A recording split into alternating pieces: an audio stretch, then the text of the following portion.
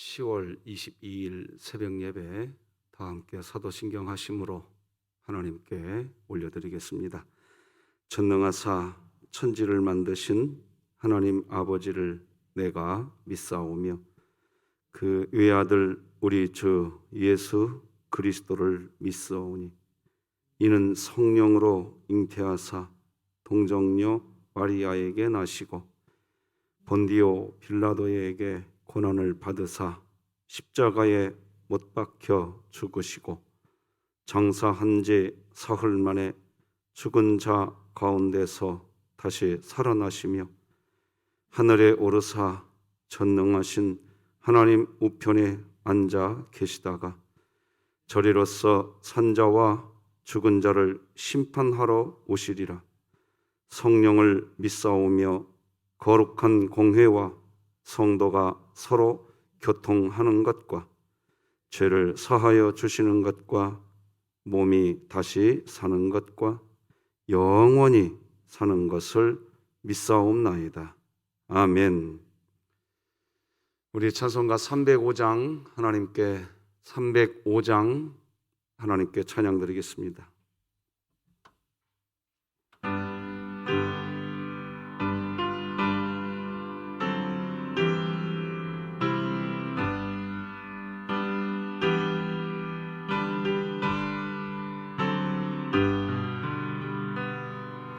나 같은 죄인 살리신 주는 놀라워 잃었던 생명 찾았고 광명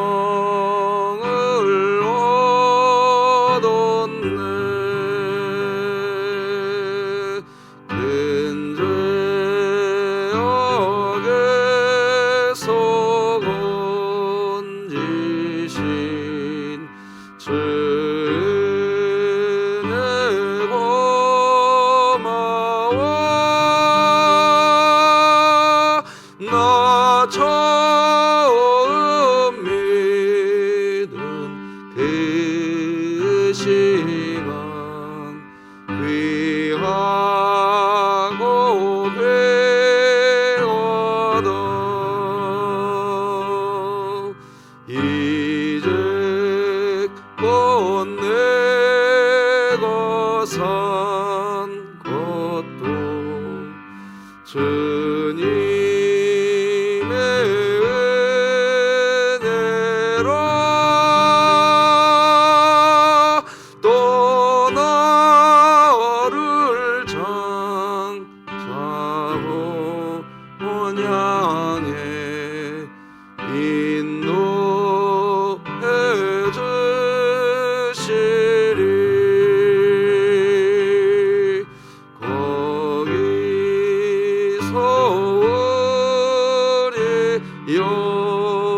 영원히 주님의 은혜로 해처럼 맑게 살면서 주 찬양하리라.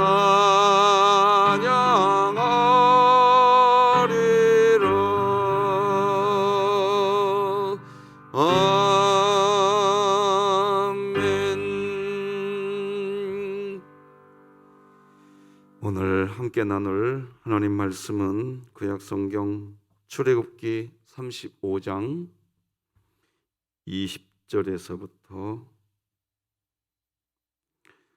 29절 말씀까지 저와 여러분이 한 절씩 교독하시겠습니다. 출애굽기 35장 20절에서 29절까지 교독하십니다. 하나님의 말씀입니다. 이스라엘 자손의 온 회중이 모세 앞에서 물러갔더니 마음이 감동된 모든 자와 자원하는 모든 자가 와서 회막을 짓기 위하여 그 속에서 쓸 모든 것을 위하여 거룩한 옷을 위하여 예물을 가져다가 여호와께 드렸으니 곧 마음에 원하는 남녀가 와서 팔찌와 귀고리와 가락지와 목걸이와 여러 가지 금품을 가져다가 사람마다 여호와께 금 예물을 드렸으며 무릇 청색, 자색, 홍색 실과 가는 배실과 염소털과 붉은 물들인 순양의 가죽과 해달의 가죽이 있는 자도 가져왔으며 은과 노스로 예물을 삼는 모든 자가 가져다가 여호와께 드렸으며 섬기는 일에 소용되는 조각목이 있는 모든 자는 가져왔으며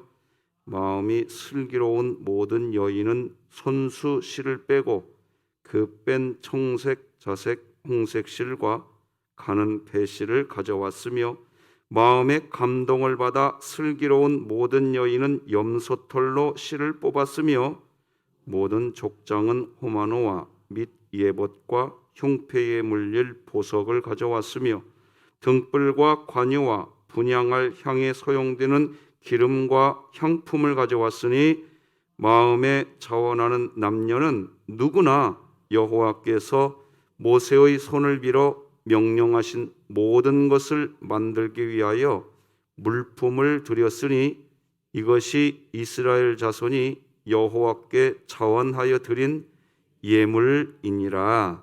아멘. 자, 오늘 같이 또 외쳐봅시다. 시작.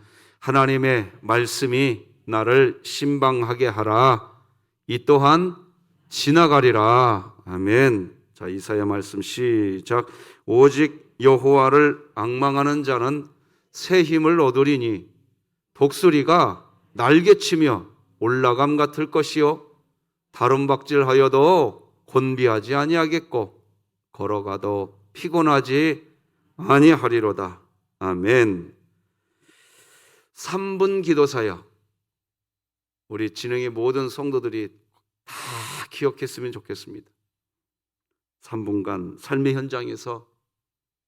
현장에서 잠깐 다 멈추고 하나님 아버지를 부르는 시간을 꼭 가져보시기 바랍니다. 자, 오늘은 개인의 비전이 세상의 비전이 된 세상, 개인의 비전이 세상의 비전이 된 세상, 이런 제목으로 말씀 나누겠습니다. 먼저 요한복음 5장 2절 말씀을 좀 먼저 읽어보겠습니다. 이런 말씀이 나와요. 예루살렘에 있는 양문 곁에 히브리 말로 베데스다라 하는 못이 있는데 거기 행각 5이 있고, 여러분 여기 보면 베데스다라는 장소가 나오는데 이 단어는 베트, 집이라는 뜻입니다. 그리고 헤세드, 잡이라는 뜻입니다. 이 두 개의 단어가 합쳐진 단어가 베데스다, 즉 자비의 집입니다. 베데스다는 자비의 집이라는 뜻입니다. 자, 그런데 이 자비의 집인 베데스다, 자비의 집이기 때문에 이 집 안에 있는 사람들은 자비를 경험하면서 살아가야 하는 집인 거지요.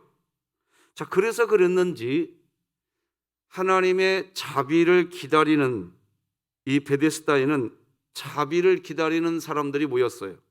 병자, 약한 자들이 모였어요. 그 다음 절 요한복음 5장 3절 4절 보니까 이런 말씀이 나오죠. 그 안에 많은 병자, 맹인, 다리 저는 사람, 혈기 마른 사람들이 누워 물의 움직임을 기다리니 이는 천사가 가끔 못에 내려와 물을 움직이게 하는데 움직인 후에 먼저 들어가는 자는 어떤 자요? 먼저 들어가는 자는 어떤 병에 걸렸든지 낫게 되미르라. 이게 병자들이 있어요. 맹인이 있고 다리 저는 사람, 혈기 마른 사람들이 이 베데스다, 즉 자비의 집에 모였습니다. 자, 이제 이분들은 다 자비를 경험해야 할 것 같습니다. 왜? 어떤 집에 왔으니까? 자비의 집에 들어왔으니까. 그런데 여러분들이 이미 다 알고 계시다시피 이름은 분명히 자비의 집인데 이곳에는 자비가 없습니다.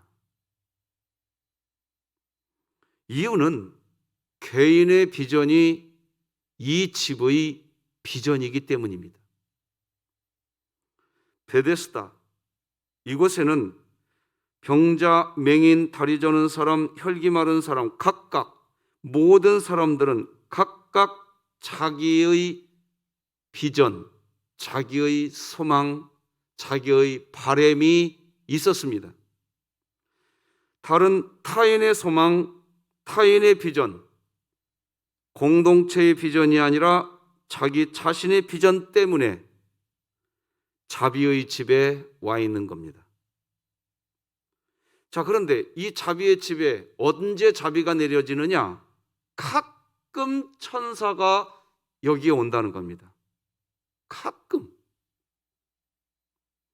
천사가 내려온 후 그 베데스다 못에 제일 먼저 들어간 그 한 사람만 어떤 병에 걸렸든지 그 병이 치료되는 겁니다. 딱 한 사람만. 그러니까 베데스다에 모인 사람들은 다른 사람이나 어떤 공동체의 비전으로 모여 있는 사람들이 아니라 자기의 몸 치료, 내 몸 치료, 자기의 비전으로만 모여 있는 사람들입니다. 천사가 내려온 후 자기 자신이 가장 먼저 베데스다에 들어가려고 다들 아우성입니다. 그런데 그 중에는 38년 된 병자도 있었다고 5장 5절이 이렇게 기록합니다. 거기 38해 된 병자가 있더라. 여러분, 38년 된 병자가 있었다는 말은 지금 무슨 말입니까? 그만큼 베데스다 안 연못으로 제일 먼저 들어가서 병고침, 자비를 받으려고 무려 38년 동안을 그 자비의 집에 있었지만 이 사람에게는 38년 동안 단 한 번도 자비가 주어지지 않았습니다. 이유는 분명합니다. 그 안에 있는 사람들이 다 개인의 비전을 꿈꾸고 있기 때문입니다. 누구도 양보하지 않습니다. 자기 자신, 자기 자아, 자기 주장, 개인의 비전만 우선하고 있기 때문입니다. 우리가 먼저 기억해야 합니다. 공동체가 살아야 개인이 사는 겁니다. 우리가 쉽게 하는 말, 나라가 살아야 내가 있는 거 아닙니까? 베데스다에 모여있던 사람들이 개인적으로 있지 말고 공동체로 있었더라면, 공동체 안에서 서로 도움을 주고 받으면서 살았더라면, 이렇게 모여있으면서 고통하며 지내지는 않았을 것입니다. 성경은 교회를 만민이 기도하는 집이라고 이야기합니다. 즉, 교회가 자비의 집인 겁니다. 그런데 교회가 공동체의 비전을 함께 하지 않고 자기 개인의 비전만 있으면 교회는 38년을 이 교회 다닌다 할지라도 자비를 경험하지 못하실 겁니다. 고통만 경험하실 겁니다. 내 뜻이 관철되지 않았다는 얘기만 할 겁니다. 여러분, 야고보서를 보면 그리스도인의 경건이 무엇인지를 설명해 주는 말씀이 나옵니다. 경건이란, 자, 26절, 27절 야고보서 1장 같이 한번 읽어봐요. 경건이 뭔지 시작. 누구든지 스스로 경건하다 생각하며 자기 혀를 재갈 물리지 아니하고 자기 마음을 속이면 이 사람의 경건은 헛것이라. 하나님 앞에, 아버지 앞에서 정결하고 더러움이 없는 경건은 곧 고아와 과부를 그 환난 중에 돌보고 또 자기를 지켜 세속에 물들지 아니하는 그것이니라. 스스로 경건하다 생각하며 자기 혀를 재갈 물리지 아니하고 자기 마음을 속이면 이 사람의 경건은 헛것이라. 즉 경건하다고 하면서 말을 함부로 하는 것은 경건이 아니라는 겁니다. 경건은 실천이라는 겁니다.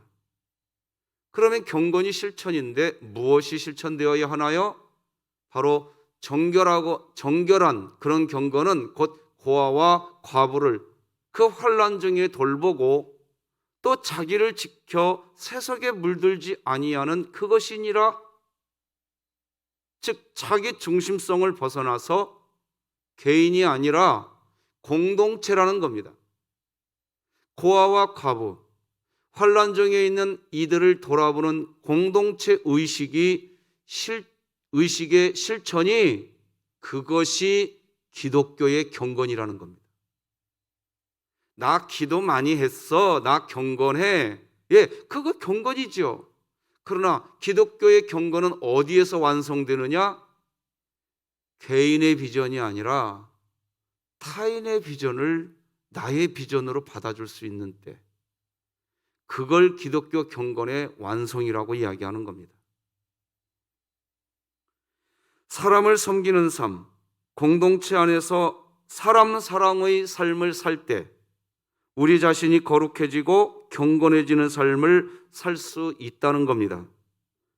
왜 베데스다, 즉 자비의 집 안에 38년 된 병자가 38년 동안이나 여전히 고통 중에 신음하고 있을까요? 그는 예수님께 이렇게 말을 합니다. 같이 한번 읽어봅시다. 시작.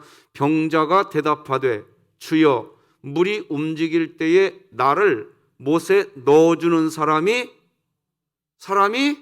없어. 내가 가는 동안에 다른 사람이 먼저 내려가나이다.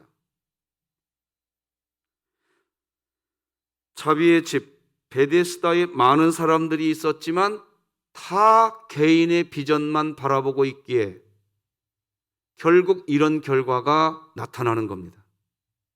결국 기독교 경건은 개인의 비전 성취가 아니라 공동체 사랑인 겁니다. 그래서 기독교 신앙은 공동체 신앙이 되어야 되는 겁니다.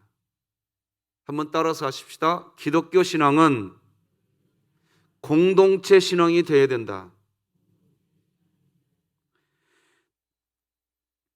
내 자신만 잘 믿으면 되지 뭐 왜 그래? 여러분, 아직 잘 모르는 얘기들이에요. 오늘 본문도 어제에 이어서 예배에 대한 내용입니다. 금송아지를 만들고 우상 숭배의 실수를 경험했던 이스라엘 백성은 이제 깨달았어요. 뭘 깨달았느냐? 개인이 아니라 공동체를 위한 움직임을, 공동체를 위한 헌신을 해야 한다는 것을 이스라엘 백성들이 깨달았어요.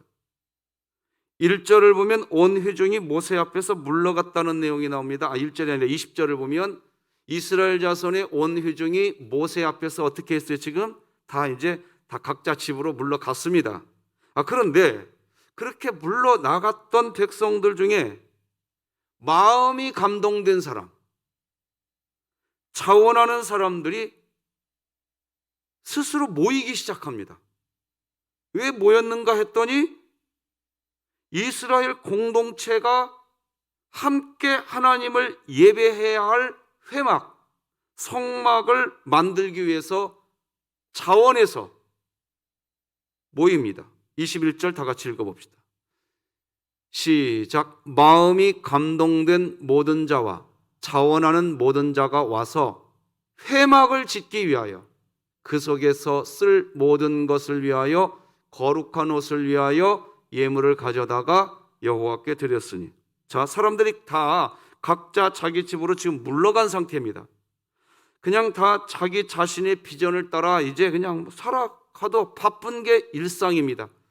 자기 일하기도 바쁜 게 이 세상입니다.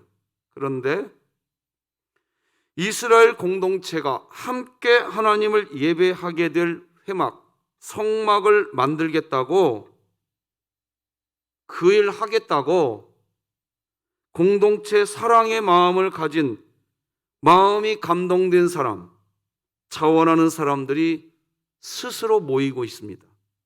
정말 멋진 모습입니다. 그런데 그렇게 이스라엘 공동체 예배를 위하여 자원하여서 모인 사람들이 빈손으로 오지 않았습니다. 공동체를 위한 헌물을 가지고 옵니다. 22절로 24절 읽어드릴게요. 곧 마음에 원하는 남녀가 와서 팔찌와 귀걸이와 가락지와 목걸이와 여러 가지 금품을 가져다가 사람마다 여호와께 금 예물을 드렸으며 무릇 청색, 자색, 홍색 실과 가는 배실과 염소털과 붉은 물들인 순양의 가죽과 해달의 가죽이 있는 자도 가져왔으며 은과 노스로 예물을 삼는 모든 자가 가져다가 여호와께 드렸으며 자기 자신의 개인의 비전만을 최고로 여겼던 사람들이, 그래서 그들은 금송아지 우상을 만들었던 사람들이 이제는 달라졌습니다. 이스라엘이 함께 하나님을 예배할 공동체 예배를 위해서 마음을 모으고 있습니다. 데니엘 마코비치 교수가 쓴 엘리트 세습이라는 책이 있어요. 이런 책입니다. 여러분 이 책 지금 밑에 여기 보면 원 제목이 영어로 되어 있어요. 그죠? 여러분 혹시 화면을 보시나요? The Meritocracy Trap이라는 영어로, 여기 제가 이렇게 올려놨군요. The Meritocracy Trap이라는 제목이, 원래 제목은 능력주의의 이게 영어를 번역하면 능력주의의 함정이 원래 제목입니다. 마이클 샌델 교수가 쓴 공정하다는 착각이라는 책과 아주 비슷한 책입니다. 현대 사회의 가장 큰 문제 중 하나는 빈익빈 부익부 현상이라는 겁니다. 그리고 왜 이런 빈익빈 부익부 현상이 나타나느냐 하는 것입니다. 왜 못 사는 사람은 갈수록 못 살게 되고 잘 사는 사람들은 갈수록 왜 더 잘 살게 되느냐, 오늘날 현대 사회를 이야기하는 겁니다. 그 이유는 공정하지 않다는 겁니다. 공부를 잘해서 좋은 성적이 나와서 좋은 대학에 들어가고 졸업해서 또 좋은 직장에 다니는 것, 그래서 돈을 많이 버는 사람은 현대사회의 오늘날 이런 구조가 공정구조가 아니라는 겁니다. 오늘날 공부 잘하는 학생들의 대부분은 이미 통계가 다 나왔습니다. 누가 공부 잘하느냐? 부잣집 아이들이 공부 잘한대요. 왜 그런가 하고 보니까 성적이 훨씬 좋대요. 부잣집 아이들이. 가난한 애들이 따라갈 수가 없대요. 구조적으로 지금. 왜냐? 어린 시절부터 전 과목 특별 과외를 받기 때문입니다. 점수가 높아질 수밖에 없는 구조입니다. 즉 내가 공부 잘하는 것은 내가 잘해서가 아니라 누군가 다른 사람으로 인한 은혜의 결과라는 겁니다. 그런데 결과적으로 자신의 성적이니까, 좋게 받은 성적이 자기 자신의 성적이고 내가 받은 성적이기에 내가 좋은 것을 누리는 것은 공정한 대우를 받고 있다고 생각한다는 겁니다. 당연히 스카이캐슬에서 살아야 되고, 반면에 공부를 못했고 좋은 성적이 나오지 않아서 좋은 학교에 입학하지 못한 것은 네 성적이잖아. 네 성적. 너는 네 성적 갖고 살아. 그러니까 너는 당연히 가난하게 사는 것, 그게 정상이야 라고 생각하는, 바로 그것이 오늘날 하나도 공정하지 않은 사회라는 겁니다. 출발선이 다르다는 겁니다. 하나도 정상적이지 않지만, 그렇지만 이 자본주의 시스템 안에서 모든 문제를 그저 개인의 책임으로 돌려버리고 네가 공부 못한 거잖아. 아주 불평등한 사회에서 지금 우리가 살아가고 있습니다. 그래서 사회 문제는 갈수록 더 커진다는 겁니다. 그것이 데니엘 마코비치 교수가 쓴 엘리트 세습이라는 책이 하는 말입니다. 여러분, 얼마 전에 우리나라 여기 수원역도 GTX 신호선이 지나간다는, 이제 앞으로 공사합니다. 이제 아시죠? 처음 들으시는 분은 그냥 처음 들으시면 됩니다. 여러분, 저희 지하철이 지하 20m 안에서 달려갑니다.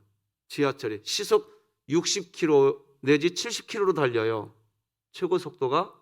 그런데 지하 40m에다가 고속 열차가 다니는 것을 만들겠다는 겁니다. 수원역에서 서울 삼성역까지 22분에 들어갑니다. 이제 즉 공사가 이제 곧 시작됩니다.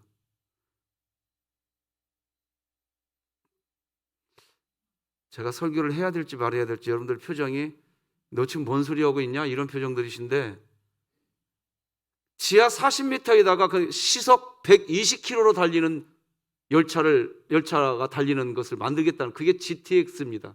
그 신호선이 여기 수원역을 해서 서울 삼성역까지 해가지고 왕십리역, 의정부까지 가는 노선입니다. 지금 이것 때문에 그 노선이 지나가는 데는 난리입니다. 자, 그런데 제가 하고 싶은 일이 뭐냐?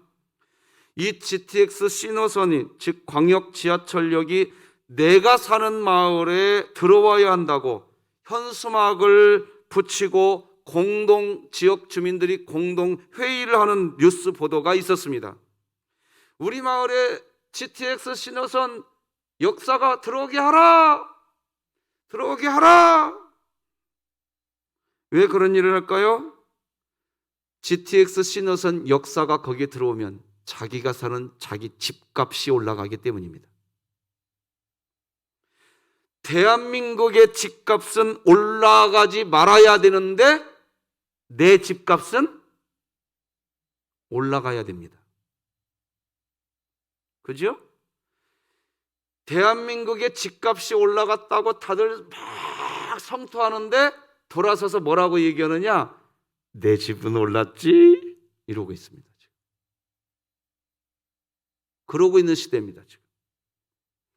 그것이 하나도 부끄럽지 않은 시대가 되었다는 것이, 저는 그것이 부끄러운 일입니다 하고 생각합니다. 내가 사는 동네의 집값이 올라야 한다고 함께 공동으로 연대해서 머리에 띠를 띠고 데모하는 세상. 너는 어떻게 살지 몰라도 내가 잘 살아야겠다고 머리에 띠 들려고 데모하는 것이 너무나 당연하게 여겨지는 세상. 너무나 정당하다고 생각하는 시대. 지금 우리가 사는 사회. 그래서 사실은 이 사회가 사실은 함께 공멸해 가고 있는 겁니다. 지금. 공동체가 살아나지 않는 개인의 비전은 없습니다. 개인주의가 우리를 너무나 이기적인 사람으로 만들어서 지금은 모두가 개인의 이익을 위해서 살아가기 때문에 공동체가 살아날 수가 없습니다. 코로나가 발생한 것, 환경 문제가 발생한 것, 지구온난화가 발생한 것, 다 자국의 이익을 위해서 살아가는 것 때문입니다. 브라질에서 아마존 밀림이 브라질에 있지 않습니까? 근데 지금 무차별적으로 거기가 개발되고 있습니다. 환경단체들이 그렇게 하지 말아달라고 간곡히 성토하고 있지만 눈도 깜짝하지 않습니다. 그 이유는 우리 나라가 먹고 살아야 한다는 것입니다. 세계가 어떻게 되는 것은 상관없고 아마존의 밀림이 철저하게 지금 무너져가고 있습니다. 자본주의 시스템 안에서 개인의 비전으로 살아가는 오늘날의 이런 문화 내러티브, 그리고 그런 문화의 오늘날의 이렇게 흘러가고 있는 문화 내러티브가 교회 예배에도 고스란히 들어와 있습니다. 내 신앙 내가 지키면 될 거 아니야. 누구도 거기다가 말을 못합니다. 엘리트 세습이라는 책을 쓴 데니얼 마코비치 교수는 예수님 믿는 사람도 아닙니다. 그런데 그런 사람들이 어떻게 하면 도대체 이 세상이 개인의 비전으로만 사는 세상이 아니라 조금이라도 공동체를 생각하면서,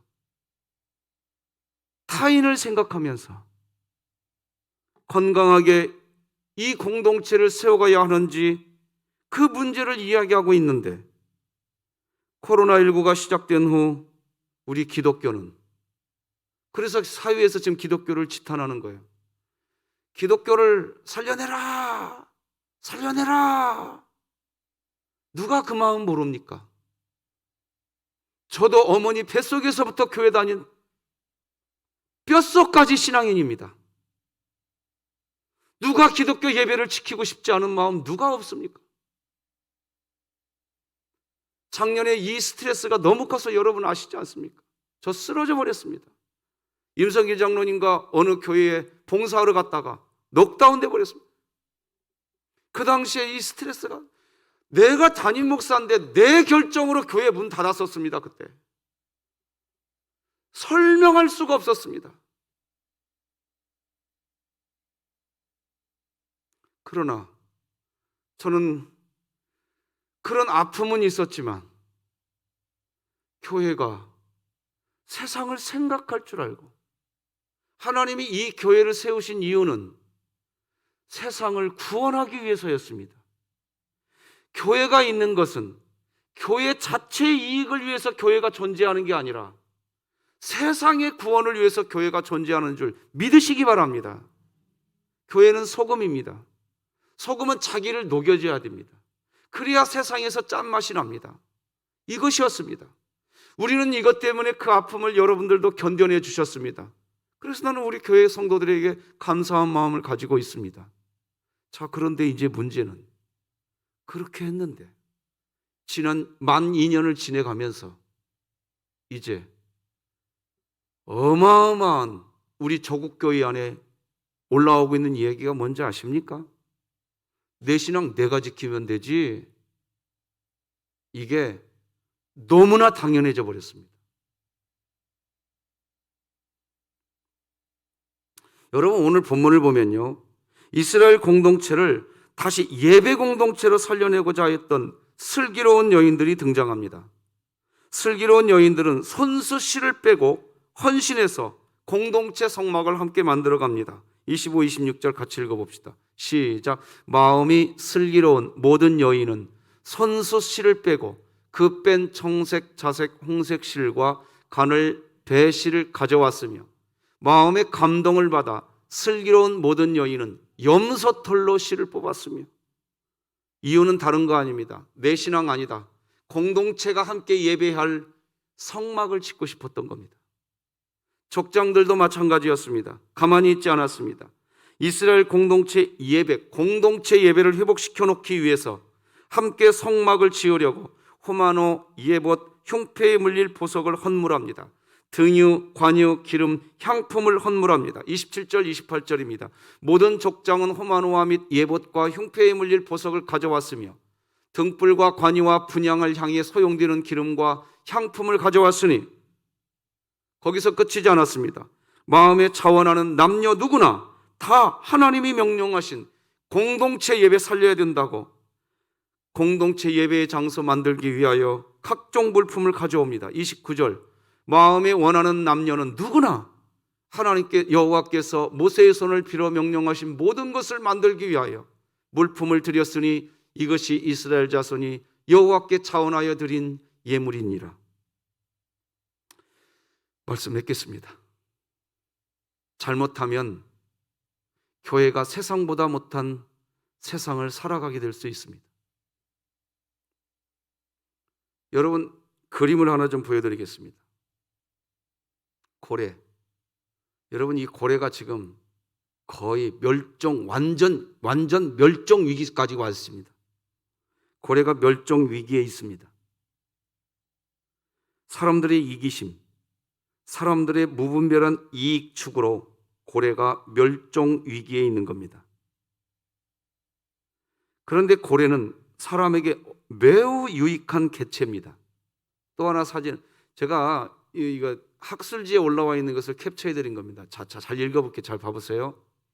고래가 호흡을 하려면 수면 위로 올라오죠, 고래는? 아시죠? 그래서 바다 위로 올라와서 물을 뿜으면 숨 쉴 때 물이 쫙 분수처럼 쏟아지잖아요. 식물성 플라스톤이라는 초소형 식물에 비료를 준답니다. 그때 그 플랑크톤은 매년 아마존 열대 우림의 4배에 달하는 이산화탄소를 흡수하게 되고 우리가 마시는 산소의 85%를 고래가 산소를 만들어내고 있는 겁니다. 이게 제 얘기가 아니에요. 학술지에서 따온 얘기예요. 그래서 캡처로 보여드린 겁니다. 왜 그렇게 많은 고래를 그런 데 사로잡을까요? 이유는 자본주의 시스템 안에서 개인의 이익이 항상 우선되기 때문입니다. 공동체를 향한 마음이 없기 때문입니다.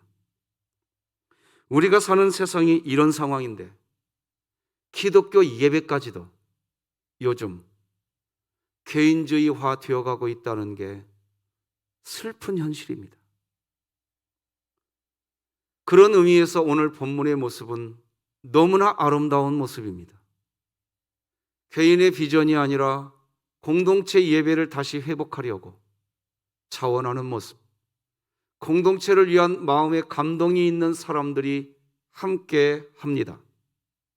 지금 우리 진흥교회가 그리고 조국교회가 해야 할 기도가 있다면 개인의 예배도 하나님께 드리는 귀한 예배이지만 개인의 비전이 우선이 아닌 공동체의 비전을 공유하는 예배 회복을 위한 기도를 해야 할 것입니다.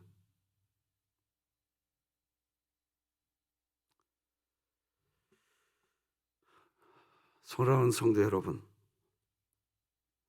우리는 소금이 되려고 우리 스스로 영상 예배라는 단어를 가져왔습니다. 그거는 내가 소금이 되겠다는 뜻이었습니다. 지금도 기업에 다니고 있는 회사원이나 어떤 공동체에서 일을 해야 되는 우리 교회 성도님들은 마음은 예배당에 오고 싶은데 어쩔 수 없이 영상으로 예배 드릴 수밖에 없는 분들이 의외로 많이 있습니다. 지금 한 번씩 그분들의 이야기를 들어보면 그분들의 마음이 너무 힘듭니다. 성도 여러분들이요, 끝까지 견뎌주시기 바랍니다. 이 또한 지나갈 줄로 믿습니다. 끝까지 여러분들의 마음, 진흥교회 성도들이요, 끝까지 여러분들의 마음을 지키시기를 바랍니다. 그래서 이 코로나 시대가 다 끝나고 나거들랑 나 함께 공동체 예배 드릴 거야, 이 마음이 사라지지 않는 진흥교회가 되었으면 좋겠습니다.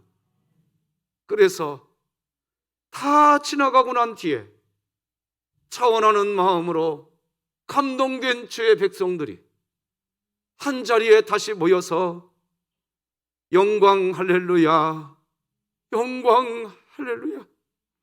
내가 목사라서 그런지 모르겠지만 그 마음을 갖고 기도할 때마다 쏟아지는 눈물을 주체할 수가 없습니다. 이때에 깨어있는 성도들이여,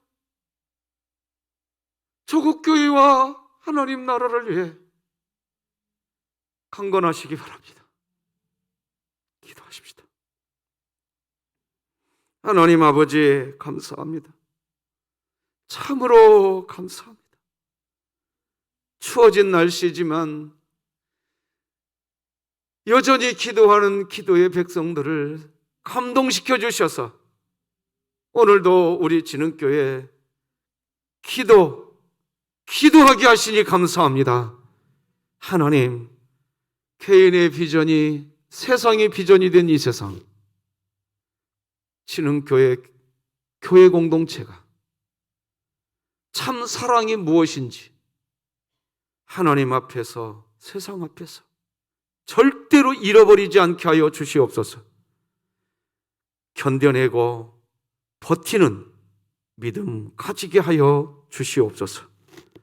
예수님의 이름으로 기도드립니다. 아멘. 하늘에 계신 우리 아버지여, 이름이 거룩히 여김을 받으시오며 나라가 임하시오며 뜻이 하늘에서 이루어진 것 같이 땅에서도 이루어지이다. 오늘 우리에게 일용할 양식을 주시옵고 우리가 우리에게 죄 지은 자를 사하여 준 것 같이 우리 죄를 사하여 주시옵고 우리를 시험에 들게 하지 마시옵고 다만 악에서 구하시옵소서. 나라와 권세와 영광이 아버지께 영원히 있사옵나이다.